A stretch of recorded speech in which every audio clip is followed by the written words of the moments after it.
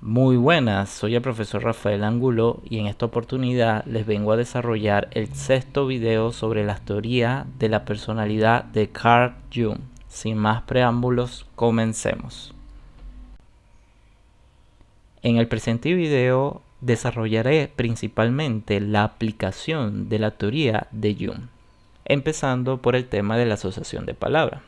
La asociación de palabras viene siendo un test que no lo creó originariamente Jung, sino que ya se usaba desde antes, desde la psicología experimental, para estudiar o investigar lo que es el pensamiento asociativo. Pero sí hay que destacar que Jung fue el que lo desarrolló y lo perfeccionó.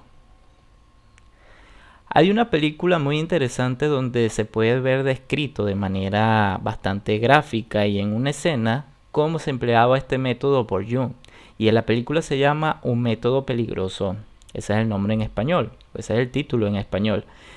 Y ahí podemos ver desarrollada el inicio de Jung en lo que fue el psicoanálisis, su relación con Freud y obviamente su ruptura final. Ese es un test que se caracteriza porque Jung le leía una lista de 100 palabras a las personas, una a la vez, con el fin de que esta persona respondiera con la primera palabra que se le viniera a la mente. Jung anotaba cada palabra que estas personas decían, el tiempo de duración para responder, su frecuencia respiratoria, la resistencia eléctrica de la piel. Con este test, Jung logró estudiar de manera detallada las dificultades psicológicas específicas que presentaban los pacientes a quien él entrevistaba con respecto a los temas diversos que se presentaban en la lista de palabras. Se manifestaba un tema oculto o un tema complejo en el paciente cuando se presentaba una vacilación por su parte al momento de responder, una perseveración, o sea, una repetición de la misma palabra, o inhibición, que la persona simplemente se quede callada, no responda al estímulo. En el libro de Fairfax y Robert del 2014, la tabla 5.1 nos muestra la lista de palabras estímulo de Jung, completa, desde la 1 hasta la 100. Se los dejo como para que ustedes lo puedan indagar si les interesa.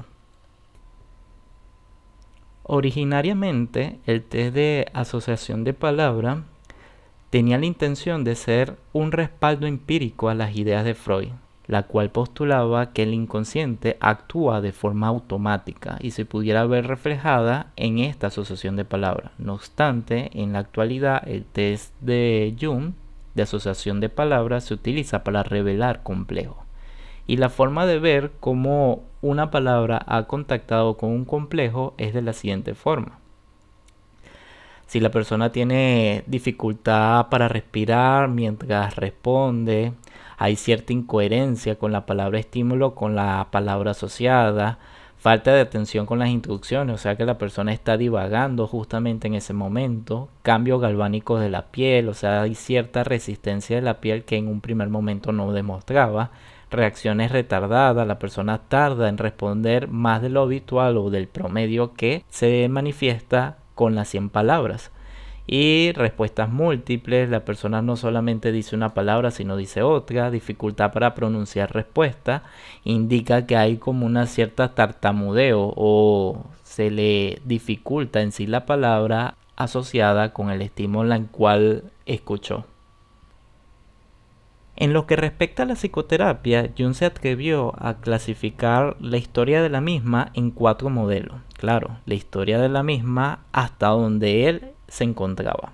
Si ustedes se ponen a revisar, en la actualidad van a ver otros modelos que no pudieran encajar con lo que propone Jung, pero vamos a conocer lo que él propone. En la primera etapa, las psicoterapias se caracterizaban por ser de confesión de un secreto patógeno y se puede rastrear el origen de la misma con Joseph Breuer, específicamente con su paciente Ana O. Y este tipo de psicoterapia consiste simplemente en el desahogo o en la catarsis que produce que una persona libere o comente un secreto que le está produciendo angustia. Sin más ni menos, solamente que la liberación o la expresión de ese secreto angustiante. La segunda etapa vendría siendo la desarrollada por Freud, que Jung la enmarca entre la de interpretación, explicación y aclaración. Aquí, además de que la persona hace catarsis, libera ese secreto angustiante, también hay una reflexión de la misma con el fin de aumentar la perspectiva y aumentar la conciencia con respecto a su propia dinámica mental. No obstante, Jung nos señalaba que este tipo de psicoterapia no ayuda a la persona a la integración social, sino que más bien sigue con sus angustias, solamente les permite conocerse a sí mismo, en parte. La tercera fase vendría siendo la propuesta por Adler, educación de los pacientes como seres sociales. Aquí ayuda a las personas a integrarse socialmente, pero Jung decía que se limitaba simplemente a la adaptación social, no iba más allá.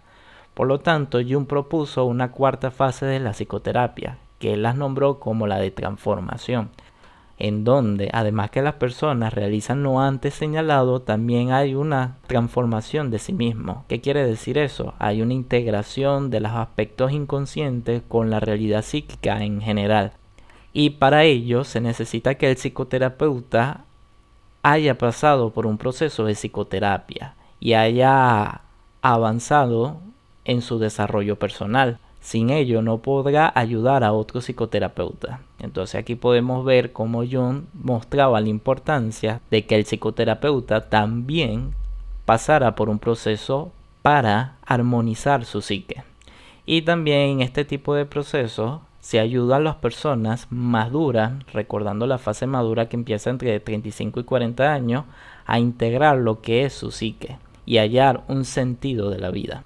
O sea, a ayudarlos en su proceso de individuación. Asimismo, Jung estuvo en contra del diván, sino más bien prefería un encuentro cara a cara con el paciente.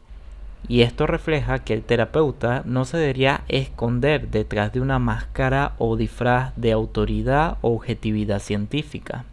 Se parece con el psicoanálisis freudiano, el modelo de Freud, en el hecho de que le da bastante importancia a los sueños y al material simbólico. Sin embargo, otro aspecto donde se diferencia es el hecho de que no le da tanta importancia al pasado dentro de su psicoterapia. No ve el pasado como el causante de las actuales dificultades psicológicas. Jung veía al inconsciente como un aliado, en diferencia de Freud, que lo veía más bien como un lugar hostil.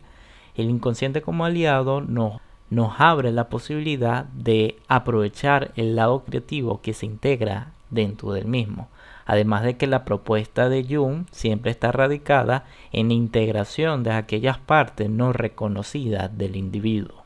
Y finalmente el hecho de ayudar a las personas a conseguir su propia orientación, o sea, ayudarlos en su proceso de individuación. Pasando ahora a pasar a otro aspecto de su teoría, hablemos un poco de los sueños. Y es que Jung coincidía con Freud con varias cosas, especialmente con el hecho de que los sueños tienen un significado y que muchos de esos significados se transmiten a través de un lenguaje simbólico. En lo que no estaba de acuerdo era que Freud limitaba a que los sueños expresaban deseos inconclusos, deseos irresueltos, en gran mayoría de carácter sexual. En cambio, Jung nos habla de que sí, los sueños expresan un lenguaje simbólico, pero estos no solamente comunican deseos irresueltos, ni mucho menos limitarse al aspecto sexual, sino que nos comunican muchos más aspectos de la vida del ser humano, incluso de la especie humana en general. También la forma de trabajar de Jung con los sueños era diferente de Freud. Freud se centraba en un sueño a la vez y buscaba los significados ocultos que traía ese sueño. A diferencia de esto, la manera de trabajar de Jung era con varios sueños sucedidos en un lapso de tiempo, con el fin de ver cuáles eran esos temas repetidos o que surgían constantemente en la psique del paciente. Y también con el hecho de que Jung no solamente se limitó a lo que era el inconsciente personal, sino también buscó entender y descifrar lo que era el inconsciente colectivo por medio de los sueños. Por lo tanto, en lo que respecta al tema de los sueños, podemos ver que Jung nos indica que podemos a través de ello indagar lo que es el inconsciente personal y de esa forma conocer cuáles son esos complejos que movilizan la vida de la persona. Incluso poder rastrearlos en la historia del propio paciente. Un poco parecido a lo que hacía Sigmund Freud en esta parte, con la diferencia principal de que Jung no le daba tanta importancia al aspecto sexual. Sí la tomaba en cuenta, pero no era el centro de su teoría ni el centro de su trabajo. Aunado a esto, por medio de los sueños, Jung nos indica que podemos empezar a indagar en lo que es el inconsciente colectivo, especialmente ver cómo figuras arquetípicas se pudieran estar presentando y influyendo en la vida del paciente. Otra forma en que se diferencia el trabajo de los sueños de Jung con el de Freud es que Jung no solamente veía en los sueños la característica causal, o sea, cómo el pasado determina que el sueño sea de una forma específica, sino que él también veía en los sueños las características prospectivas, o sea, los sueños son prospectivos. Eso hace referencia a que en el sueño también se viven experiencias y hechos que todavía no han ocurrido. Y de esa forma la persona se prepara para poder enfrentarlos. Ahora bien, la forma de trabajar de los sueños de Jung es por medio de tres etapas bastante definidas. La primera de ellas viene siendo la de relatar el sueño, en donde se le pide al paciente que relate el sueño tal cual como lo recuerde. Después de ello viene lo que es la elaboración del sueño.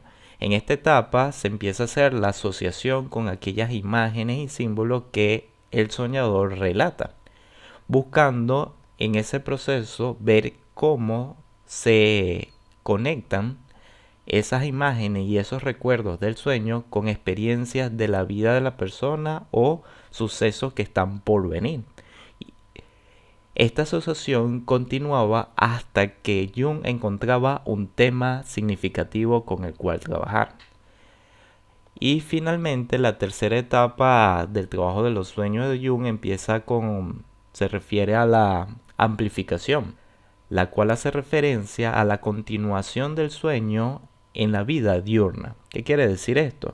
Esto significa que se le pide al paciente que continúe el sueño a través de fantasía, dándole un nuevo final o una nueva forma o continuándolo hasta darle una conclusión que no había tenido en el sueño. Y de esa forma vemos como Jung trabaja en tres etapas bastante específicas y donde se permite el trabajo del inconsciente, tanto personal como colectivo. Otro tema interesante con que trabajó Jung fue el análisis de los síntomas. Con esto, los pacientes venían a la consulta y relataban los síntomas físicos que estaban presentando. Jung les invitaba a hacer una asociación libre donde el paciente asociaba y conectaba ciertos temas con esos síntomas y a partir de esa asociación el analista, o sea el terapeuta, hacía una interpretación de lo mismo. Y tanto con la asociación como con la interpretación del psicoterapeuta, muchos síntomas se aliviaban. La imaginación activa viene siendo otra técnica que se encuentra dentro del bagaje de la teoría de Jung. Esta fue una técnica que Jung usó tanto para su autoanálisis como para el análisis de muchos de los pacientes que le llegaban. Esta consiste en la amplificación de una imagen proveniente, puede ser de un sueño, de un dibujo, de una fantasía o de algo que le haya llamado la atención al paciente, con el fin de seguir elaborándola hasta poder tener un contacto más profundo con el inconsciente tanto personal o colectivo del individuo. Para ello requiere cierta valentía por parte del paciente. ¿Por qué? Porque requiere que el paciente venza esa resistencia que le están impidiendo comunicarse libremente con los aspectos que desconoce de sí mismo, o sea, con aspectos tanto del inconsciente personal como del inconsciente colectivo. Y esto es una técnica maravillosa para poder ver cómo se están presentando o manifestando ciertos arquetipos en la vida de la persona. Como continuación de su técnica de imaginación activa, Jung pedía a sus pacientes que pintaran o expresaran de alguna manera no verbal la progresión de su fantasía, o sea, que desarrollaran su fantasía o ese trabajo de la imaginación activa por medio de la pintura o cualquier método fuera no verbal. Esto incluso lo hizo Jung para su propio autoanálisis, y muchas de esas reproducciones se pueden encontrar en algunos de sus libros, como el del hombre y su símbolo, el de la psicología alquimia o la biografía ilustrada de Carl Jung elaborada por Claire Dunne. Acá les comparto unas palabras de Jung que se encuentran en el libro de Faith y Robert. Cuando miro hacia atrás y analizo todo lo que viví durante el periodo en que trabajé con mi fantasía, me parece como si un mensaje hubiera llegado hasta mí con una fuerza incontenible. Había cosas en las imágenes que me afectaban no solo a mí, sino también a otras muchas personas. Fue entonces cuando dejé de pertenecer exclusivamente a mí mismo. A partir de entonces, mi vida perteneció a la mayoría. Desde entonces me puse al servicio de la psique, la amaba y la odiaba, pero era mi mayor riqueza. Mi entrega a ella, por así decirlo, era el único modo de poder soportar mi existencia y vivirla lo más plenamente posible. En relación a la imaginación activa, les invito a ver la película Nice, El corazón de la locura, el cual viene siendo un drama documental, puesto que narra la vida, la biografía de la psiquiatra Nice, una brasileña que trabajó en el psiquiátrico de Río de Janeiro, de una forma distinta, puesto que invitaba a muchos de sus pacientes esquizofrénicos a trabajar con la pintura y expresar sus emociones y su inconsciente y todo lo que experimentaba por medio de este arte. Incluso llegó a presentar muchas de esas obras en un museo, y en la película se puede notar el gran avance que estos pacientes tienen gracias al trabajo con la pintura. Finalmente les vengo a explicar sobre el inventario tipológico de Marjorie Briggs. Cabe destacar que Catherine Briggs era la madre de Isabel Briggs Mayer y fue una madre bastante dedicada a su hija, la cual consideraba como una genio. Y le asombró mucho cuando conoció a su futuro yerno, el esposo de Isabel, puesto que notaba que había mucha diferencia de personalidad.